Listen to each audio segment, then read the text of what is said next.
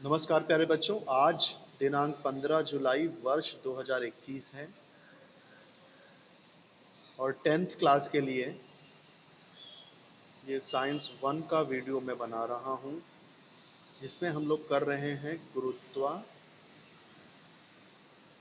गुरुत्वाकर्षण। पहला चैप्टर गुरुत्वाकर्षण कर रहे थे हम लोग। पहला चैप्टर गुरुत्वाकर्षण कर रहे थे। पिछले वीडियो में मैंने आपको बताया कि गुरुत्वीय त्वरण क्या होता है और उसका मान कैसे निकालते हैं। गुरुत्वीय त्वरण क्या होता है, उसे जी अक्षर द्वारा दर्शाया जाता है और उसका मान कैसे निकाल सकते हैं और कितना होता है, ये सब पिछले लेक्चर में हम लोगों ने देखा था। अब हम लोग सीखेंगे कि जी के मान में होने वाले परिवर्तन, क्या जी का मान क्या हमेशा स्थिर रहता है या जी का मान बदलता रहता है, ये हम लोग देखेंगे। तो देखो, जी का मान बेटा ये पृथ्वी के पृष्ठभाग पर भी समान नहीं होता।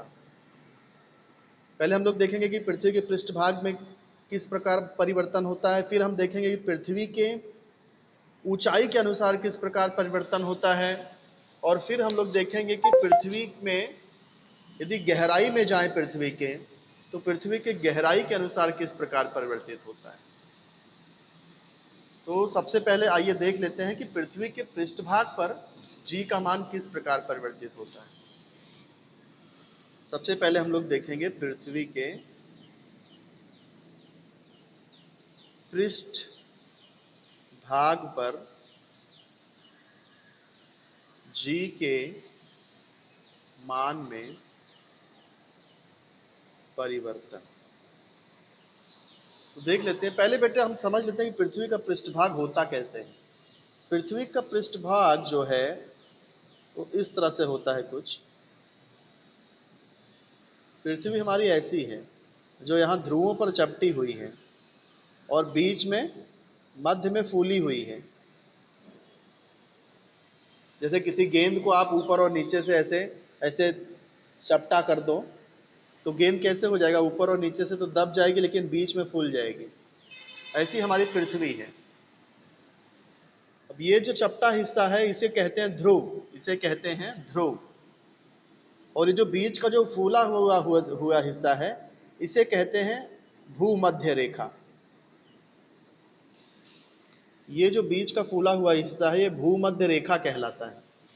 तो भूमध्य रेखा के आसपास का इलाका जो है फूला हुआ है पृथ्वी का, और जो ध्रुव है वो चपटा हुआ है।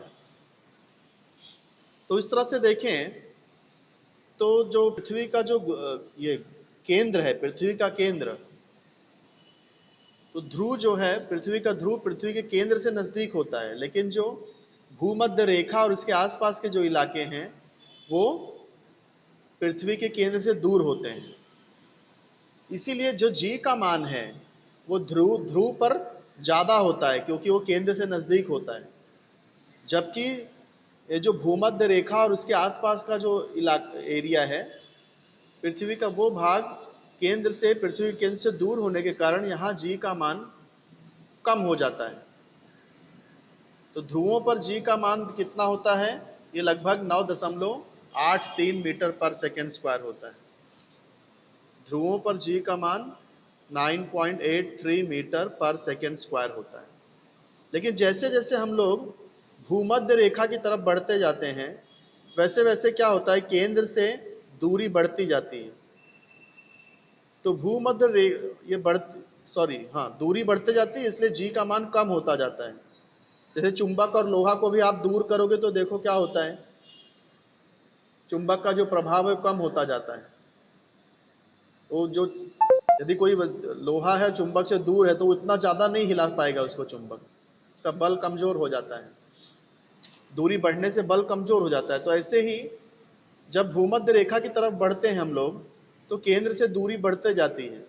इसकी वजह से जो गुरुत्वीय त्वरण है वो धीरे धीरे कम होता जाता है इसका मान, और भूमध्य रेखा पर आकर के तो एकदम कम हो जाता है। कितना कम हो जाता है, भूमध्य रेखा पर आकर 9.77 मीटर पर सेकेंड स्क्वायर। भूमध्य रेखा पर इसका मान होता है, जी का मान होता है 9.77 मीटर पर सेकेंड स्क्वायर। अब आप फिर से इस ध्रुव की तरफ बढ़ोगे तो फिर से ये मान बढ़ने लगेगा। 9.77 से बढ़ते हुए ध्रुव पर आओगे तो इसका मान सबसे ज़्यादा हो जाएगा। कितना हो जाएगा? फिर से उतना ही हो जाएगा, 9.83 मीटर पर सेकेंड स्क्वायर। अब यहाँ से जब और आगे बढ़ोगे तो धीरे धीरे आप ये भूमध्य रेखा की तरफ बढ़ने लगोगे। भूमध्य रेखा की तरफ बढ़ने से दूरी बढ़ने लगेगी, फिर से जी का मान घटने लगेगा और भूमध्य रेखा पर इसका मान सबसे कम हो जाएगा, 9.77 मीटर पर सेकेंड स्क्वायर। फिर ध्रुव की तरफ बढ़ते हैं। जैसे जैसे ध्रुव की तरफ बढ़ेंगे ये दूरी वापस से कम होती जाएगी और जी का मान बढ़ता चला जाएगा और सबसे मैक्सिमम जो मान होगा वो होगा 9.83 मीटर पर सेकेंड स्क्वायर, जी का अधिकतम मान। तो इस तरह से हम कह सकते हैं कि जी का अधिकतम मान ध्रुव पर होता है, पृथ्वी के ध्रुवों पर जी का मान अधिकतम होता है और पृथ्वी के भूमध्य रेखा पर जी का मान सबसे कम होता है। तो इस तरह पृथ्वी के पृष्ठभाग पर भी जी का मान परिवर्तित होता रहता है। यहां तक समझे कि नहीं बेटा आप लोग?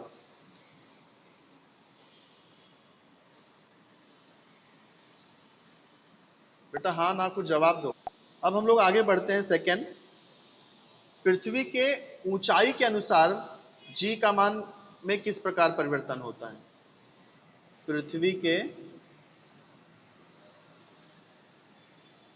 पृथ्वी से ऊंचाई के अनुसार जी के मान में परिवर्तन। तो देखो बेटा, ये हमने अभी भी देखा कि हमारी पृथ्वी इस तरह से कुछ उसका आकार होता है, ध्रुवों पर चपटी होती है, मध्य में थोड़ी सी फूली हुई होती है। अब हम पृथ्वी से अगर ऊपर की तरफ बढ़े बेटा, तो मुझे लगता है आप सब लोग जानते हो, हम लोग जैसे जैसे ऊपर बढ़ेंगे तो गुरुत्वाकर्षण बल कम होगा कि बढ़ेगा पृथ्वी का? पृथ्वी से ऊपर जाएंगे कम होता जाएगा। यहाँ भी हम लोग देख रहे थे कि जैसे दूरी बढ़ती है गुरुत्वाकर्षण बल का प्रभाव कम होता है, इसीलिए जी का मान भी कम हो जाता है। तो यहाँ भी देखो, पृथ्वी की सतह से हमारी दूरी जैसे जैसे ऊपर जाएंगे पृथ्वी की सतह से हम दूर होते जाएंगे तो गुरुत्वाकर्षण बल कम होता जाएगा। तो मुझे ये बताओ, जी का मान कम होगा कि बढ़ेगा? यस, जी कम होता जाता है, जी का मान कम होता जाता है। जैसे जैसे हम पृथ्वी की सतह से ऊपर बढ़ेंगे वैसे वैसे जी का मान कम होता जाएगा और एक ऊंचाई तो ऐसे ही मिलेगी जहां जी का मान 0 हो जाएगा। तो पृथ्वी की सतह से जैसे जैसे ऊपर जाएंगे जी का मान कम होता जाएगा, फिर नीचे आने लगे तो क्या होगा? जी का मान बढ़ने लगेगा। कब तक बढ़ेगा? जब तक पृथ्वी की सतह पर नहीं आ जाते। पृथ्वी की सतह पर आते ही जी का मान बढ़ जाएगा। ठीक है,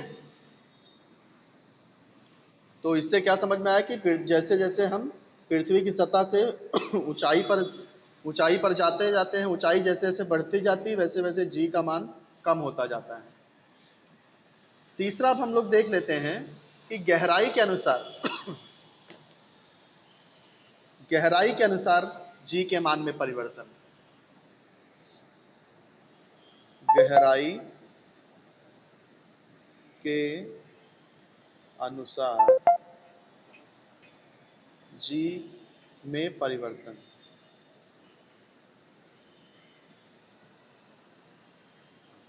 इसी डायग्राम का सहारा ले लेते हैं। ये अपना पृथ्वी का केंद्र है। अब मान लो हम लोग पृथ्वी की गहराई में जा रहे हैं, पृथ्वी की गहराई में, तो आपको क्या लगता है जी का मान बढ़ेगा या कम होगा?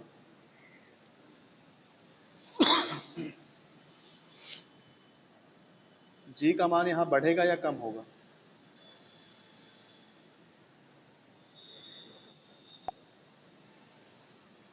यहाँ पर आप गलत हो बेटा। देखो, आप लोग अक्सर देखे होंगे कि जब हम लोग बल लगाते हैं तो कोई चीज को थोड़ा सा दूर पकड़ते हैं तो ही बल लगता है।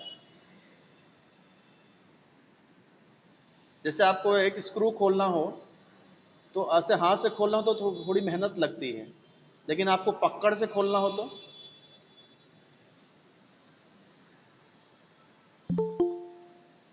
स्क्रू से खोलना हो तो, हाथ से स्क्रू को खोलना हो तो आपको ज़्यादा परेशानी होती है,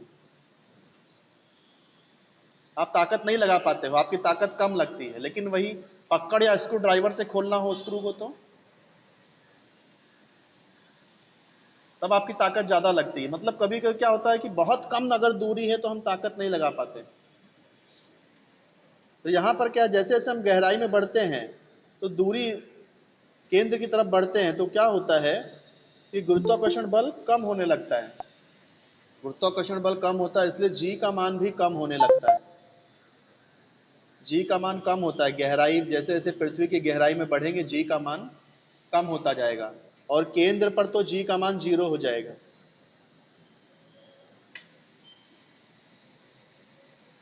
कुछ समझ में आ रहा है मेरी बात? यानी कि पृथ्वी की सतह पर हैं तो जी का मान सबसे ज्यादा है, अगर हम पृथ्वी की सतह से ऊपर गए तभी भी जी का। हाँ, तो बेटा हमको क्या समझ में आ रहा है, ये समझ में आ रहा है कि पृथ्वी की सतह पर ही जी का मान सबसे ज्यादा होता है, सतह को छोड़ के ऊपर जाएंगे तभी भी जी का मान।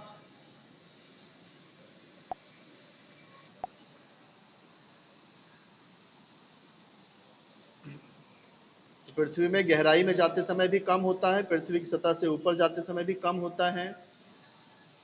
पृथ्वी के पृष्ठभाग पे ध्रुव पर जी का मान सर्वाधिक होता है, भूमध्य रेखा पर जी का मान सबसे कम होता है। तो ये आपको अपने नोटबुक में लिख लेना है। अब अगले टॉपिक पर चलते हैं, द्रव्यमान तथा भार। द्रव्यमान और भार, इसमें आप लोग अंतर लिखना बेटा, परीक्षा में कभी कभी अंतर पूछा जाता है कि द्रव्यमान तथा भार में अंतर क्या है। तो पहला अंतर देखो, परिभाषा है, पहले फर्स्ट पॉइंट में परिभाषा लिख देना। द्रव्यमान किसे कहते हैं? किसी पिंड में समाविष्ट द्रव्य की मात्रा को द्रव्यमान कहते हैं। और भार किसे कहते हैं? किसी पिंड को पृथ्वी जिस गुरुत्वीय बल से आकर्षित करती है उस बल को भार कहते हैं। दोनों में फर्क मैं समझा देता हूं, इसको ऐसे समझो, जैसे कि एक बाल्टी में 10 लीटर पानी है, एक बाल्टी में 10 लीटर पानी है, तो अब मैं 10 लीटर पानी लेकर के मैं ऊपर जा रहा हूं, तो मैं ऊपर जाऊंगा तो भी बाल्टी में 10 लीटर ही पानी होगा ना। कितना भी ऊपर मैं जाऊं बाल्टी लेकर के, बाल्टी में 10 लीटर पानी ही रहेगा, यानी द्रव्यमान उसका समान ही रहेगा, लेकिन उसका गुरुत्वाकर्षण बल बदल जाएगा। यहां पर जी का मान ज्यादा होने की वजह से पृथ्वी की सतह पर गुरुत्वाकर्षण बल ज्यादा होगा, इसलिए बाल्टी का भार, तो 10 लीटर पानी वाली बाल्टी का भार कुछ अलग होगा। जैसे जैसे ऊपर जाएंगे जी का मान कम होता जाएगा, इसलिए बाल्टी का जो भार है, 10 लीटर पानी भरी हुई बाल्टी का भार कम होता जाएगा, लेकिन द्रव्यमान उतना ही रहेगा, 10 लीटर पानी के अंदर उतना ही रहने वाला है। तो द्रव्यमान मतलब उसके अंदर जो द्रव्य है, द्रव की मात्रा है, वो द्रव्यमान है। और गुरुत्वाकर्षण बल मतलब पृथ्वी उस किसी पदार्थ को जिस बल द्वारा आकर्षित करती है उस बल को ही उसका भार कहते हैं। तो पृथ्वी जिस बल से किसी चीज को आकर्षित करती है उस बल को भार कहते हैं, और उस वस्तु में जो द्रव्यमान की मात्रा है, जो द्रव की मात्रा है, उसे द्रव्यमान कहते हैं। पहला पॉइंट समझा कि नहीं आपको?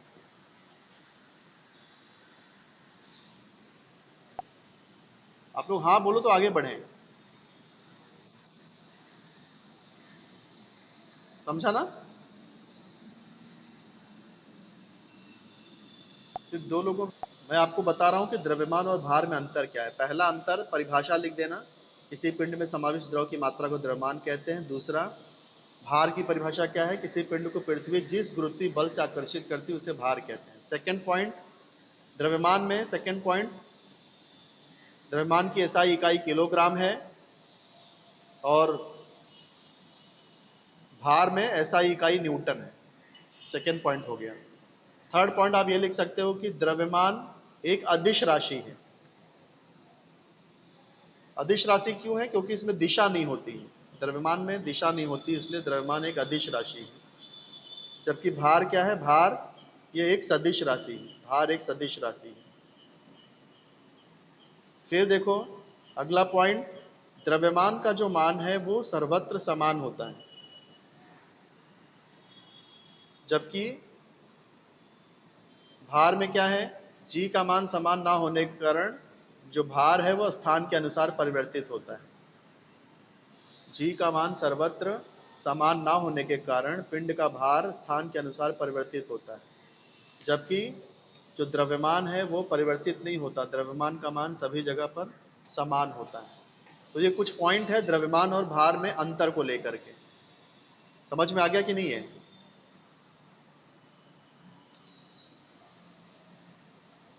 तो ये आप लोग अपने नोटबुक में ये लिख लेना, द्रव्यमान तथा भार में अंतर, इंपॉर्टेंट क्वेश्चन है ये। चलिए अब आगे बढ़ते हैं।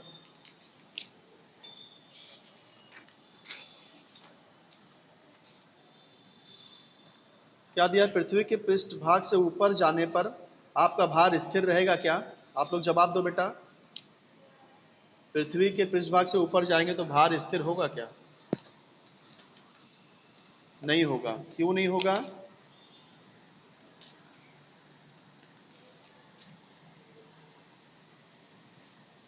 क्योंकि जैसे जैसे हम पृथ्वी के पृष्ठभाग से ऊपर जाते हैं, जो गुरुत्वीय त्वरण है यानी कि स्मॉल जी है, उसका मान कम होता जाता है, इसलिए जो भार है वो भी कम होता जाएगा, इसलिए भार स्थिर नहीं रहेगा। दूसरा है कि माना आप ऊंची सीढ़ी पर खड़े हैं, पृथ्वी के केंद्र से आपकी दूरी 2r होने पर आपका भार कितना होगा?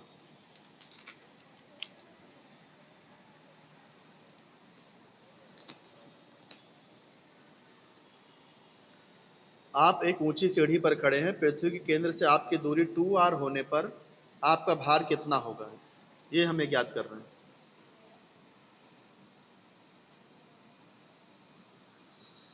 तो देखो मैं ऐसे निकाल लेता हूं, अगर हम पृथ्वी की सतह पर हैं, पृथ्वी की सतह पर हैं, तो जो हमारी दूरी है वो r होगी। पृथ्वी की सतह पर यदि खड़े हैं तो दूरी r होगी। इस समय हमारा जो भार होगा, भार जो कि है क्या, गुरुत्वाकर्षण बल ही है हमारा। तो गुरुत्वाकर्षण बल का क्या सूत्र है, G M upon R square. तो पृथ्वी की सतह पर जब हमें, तो उस समय केंद्र से हमारी दूरी r है, तो हमारा जो भार होगा वो GMM अपॉन आर स्क्वायर होगा। अब क्या बोल रहा है कि एक ऊंची सीढ़ी लगाए हैं और हमारी जो दूरी है वो 2r हो गई है, पृथ्वी केंद्र से दूरी जो है 2r हो गई है। तो अब जो है हमारा भार क्या हो जाएगा, अब जो भार है यानी F1 इसको लिख देता हूँ, नया भार है ये। तो जी एम यानी पृथ्वी का मान, द्रव्यमान उतना ही रहेगा, हमारा भी द्रव्यमान उतना ही रहेगा, क्योंकि द्रव्यमान कभी बदलता नहीं है कितना भी ऊपर हम चले जाएं। ये जो दूरी है वो अब 2r हो गई है, तो ये हम लोग r की जगह पे 2r लिख देंगे।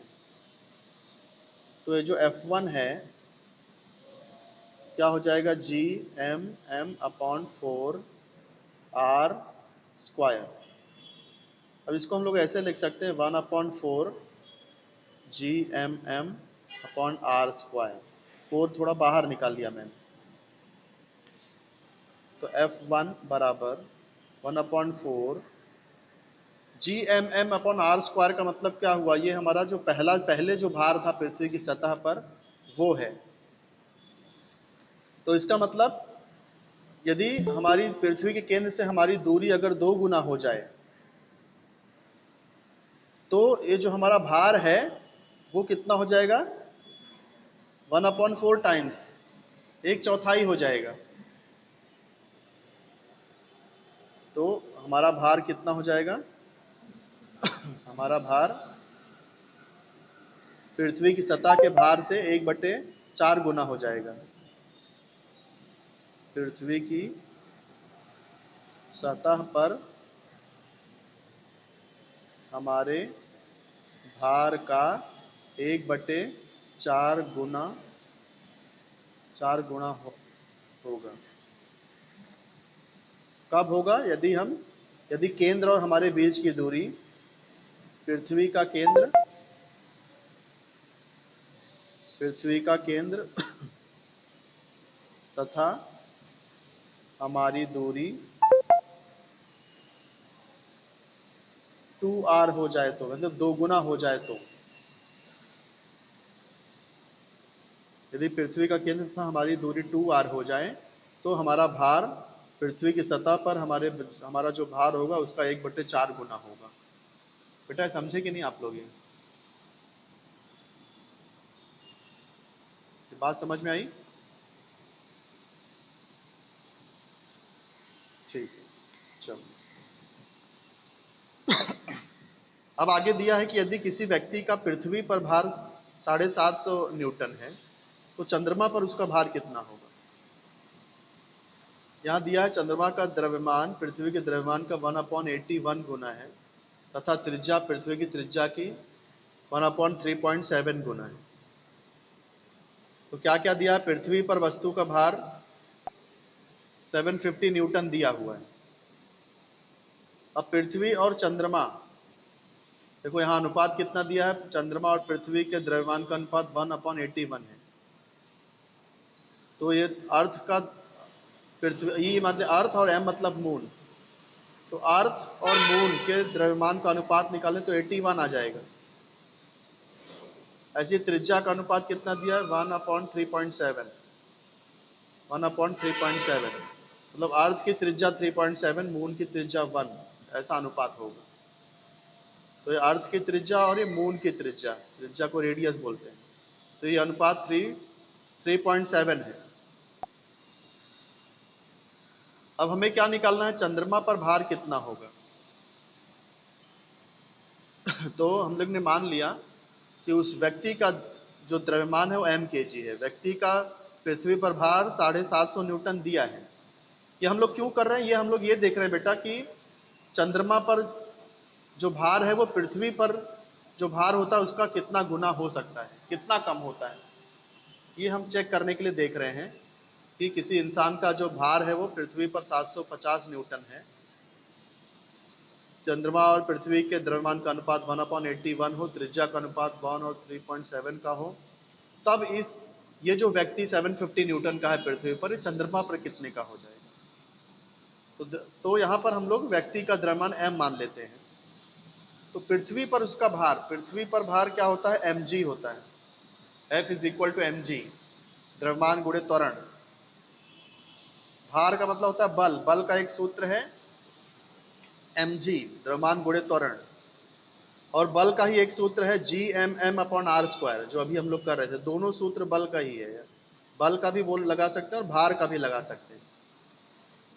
तो mg = 750 और ये बल का भी ये भी सूत्र है Gmm/r²। तो पृथ्वी पर उसका भार इस तरह से हो जाएगा। अब देखो इसको सॉल्व किया है, यहाँ पर ये Gme और Re इसको अगर शिफ्ट कर दें तो क्या हो जाएगा? 750 Re² हो जाएगा और Gme ये नीचे आ जाएगा। तो ये m का मान मिल गया। द्रव्यमान m कितना होगा उस व्यक्ति का, ये दे दिया है।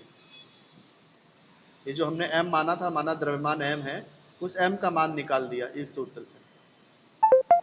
अब हमें व्यक्ति का चंद्रमा पर भार निकालना है, तो फार्मूला क्या होगा? Gmm अपॉन ये r²। यहाँ ये चंद्रमा का द्रव्यमान है, चंद्रमा की त्रिज्या है, g का मान स्थिर होता है, m यानी व्यक्ति का द्रव्यमान। अब m का मान हमने यहाँ निकाला हुआ है, देखो, तो ये m का मान यहाँ पर डाल दिया है, बाकी ये वैसे के वैसे लिख दिए। अब इसमें देखो ये g और g कैंसिल हो जाएगा। उसके बाद ये Re और Rm का अनुपात हमको ऊपर पता है, ऐसे ये mm और me का अनुपात भी ऊपर हमें दिया गया है। तो देखो ये 750 वैसे का वैसे लिख दिया, ये Re² और Rm² एक साथ लिख दिए, mm और me एक साथ लिख दिया, फिर मान डाल दिए 750 एज इट इज़। Re और Rm का अनुपात 3.7 था, तो Re Rm के जगह पे 3.7 का होल स्क्वायर हो गया, ये स्क्वायर था इसलिए स्क्वायर कर दिया। फिर mm और me का अनुपात देखो कितना है, mm और me का अनुपात, तो यहाँ देखो उल्टा लिखा है me mm और यहाँ mm me, तो इसलिए 81 है तो 1/81 लिखना पड़ेगा। इसको हल करेंगे तो 126.8 न्यूटन आएगा। मतलब उस व्यक्ति का पृथ्वी पर भार 750 न्यूटन था और वही चंद्रमा पर भार कितना हो गया, 126.8 न्यूटन हो गया। तो इसकी यदि आप तुलना करो तो ये 1/6 गुना हो जाता है। 750 न्यूटन पहले भार था पृथ्वी पर, लेकिन चंद्रमा पर जब हमने कैलकुलेट किया तो 126.8 न्यूटन आ रहा है। तो इससे ये सिद्ध होता है कि चंद्रमा पर भार पृथ्वी पर के भार का 1/6 गुना होगा। यानी अगर किसी का भार 6 किलो है किसी चीज का भार, तो चंद्रमा पर वो 1 किलो हो जाएगा। या इसका उल्टा कह सकते हैं कि चंद्रमा पर किसी पिंड का जितना भार होता है उसका 6 गुना भार पृथ्वी पर होता है। तो ये सारी बातें थी चंद्रमा पर भार और पृथ्वी के भार की तुलना को लेकर के। इसके बाद अगला टॉपिक देख लेते हैं, मुक्त पतन क्या होता है। मुक्त पतन, मुक्त पतन देखो, जब कोई चीज ऊपर से नीचे गिर रही है, ऊपर से कोई चीज नीचे गिरती है तो उस पर सिर्फ गुरुत्वाकर्षण बल काम कर रहा होता है। तो अगर कोई पिंड ऊपर से नीचे गिरते समय केवल गुरुत्वाकर्षण बल के प्रभाव से कोई केवल गिर रही है तो हम लोग उसको कहते हैं मुक्त पतन। तो देखो यही परिभाषा दिया है, जब कोई पिंड केवल गुरुत्वीय बल के प्रभाव के कारण गतिमान हो तो उस गति को मुक्त पतन कहते हैं। अब वास्तव में मुक्त पतन संभव नहीं है, ये केवल निर्वात में ही हो सकता है, क्योंकि जब कोई चीज ऊपर से नीचे गिरती है तो हवा द्वारा, हवा और उस वस्तु के बीच जो घर्षण बल है वो भी काम करता है। तो इसलिए ऊपर से नीचे गिरते समय केवल गुरुत्वाकर्षण बल ही काम नहीं कर रहा होता है, बल्कि घर्षण बल भी काम कर रहा होता है। तो मुक्त पतन कब संभव होता है? यथार्थ में मुक्त पतन केवल निर्वात में ही संभव हो सकता है। और ऊपर से जब कोई चीज नीचे गिर रही हो तो फिर ये सूत्र लग जाते हैं। अब आपको 3 सूत्र याद रखने हैं बेटा, जो आपको काम आने वाले हैं। वो 3 सूत्र क्या है देखो, मैं आपको बता दे रहा हूं। गति संबंधी, न्यूटन के गति संबंधी 3 समीकरण हैं।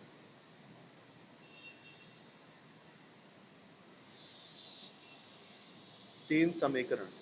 पहला समीकरण है v is equal to u plus a t. दूसरा समीकरण है s is equal to u t plus half a t square.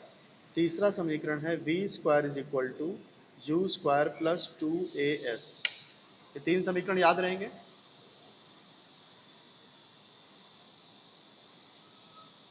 इसको याद करने का एक तरीका भी है, वो मैं आपको जब नेक्स्ट लेक्चर में स्टार्ट करूंगा तब मैं आपको तरीका भी बता दूंगा 3 सूत्र कैसे याद रखना है।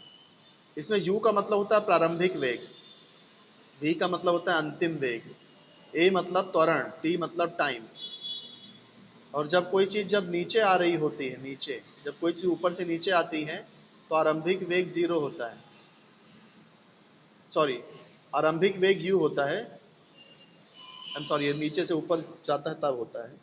ऊपर से कोई चीज जब नीचे आती है तो u 0 होता है और v जो होता है वो सबसे ज्यादा होता है। मतलब v का वेग 0, जैसे नीचे गिरती तो v बढ़ता जाता है, जैसे नीचे आते समय v का वेग बढ़ता जाता है, u 0 होता है। और ये जो a है इसको हम लोग g लिखते हैं। तो इस हिसाब से ये फार्मूला अगर देखें तो क्या हो जाएगा, पहला फार्मूला क्या बन जाएगा, v बराबर u तो 0 है और a का मतलब g है, तो ये हो गया gt।